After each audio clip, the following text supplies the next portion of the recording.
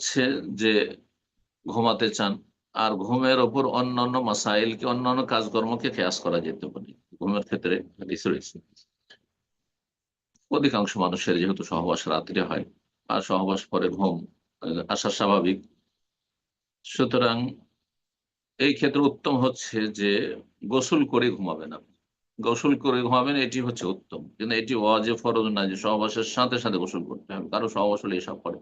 আর ফজর আগে গোসল করলো জায়েজ, হ্যাঁ, কিন্তু এই ক্ষেত্রে মুস্তাহাব, উত্তম হচ্ছে যে মাঝখানে উজু করে নেবেন। এটিও ফরজ নয়। কেউ যদি একবার সহবাসের পরে আরেকবার একাধিকবার সহবাস করে, মাঝখানে উজু না করে, কোনো হারাম নাজায়েজ কাজ করলো না, কিন্তু সে ব্যক্তি সুন্নতের খেলাফ কাজ করলো, উত্তমের পরিপন্থী কাজ করলো, যাতে তার শারীরিক মানসিক সব রকমের উপকারিতা ছিল।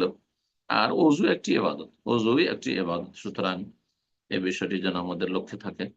আল্লাহ রব্বুল যেন আমাদেরকে উপকারী জ্ঞান দান করেন, নেক আমলের তৌফিক দান করেন, এবং আল্লাহ রব্বুল আলামিন আমাদেরকে সার্বিক জীবনে শান্তি দান করেন, পারিবারিক জীবনে, দাম্পত্য জীবনে, সকলে আল্লাহ যেন সার্বিক দিক থেকে শান্তি দান করেন। ছেলে মেয়েদের আল্লাহ রব্বুল নেক হায়াত দান করেন, তাদেরকে ভালো ঈমান ইসলামী প্রতিপালন যেন আল্লাহ সহজ করেন। জাযাকুমুল্লাহু খাইরান ওয়া সাল্লাল্লাহু ওয়া সাল্লাম আলা নবিয়িনা মুহাম্মদ ওয়া আলা আলিহি ওয়া সাহবিহি আজমাইন।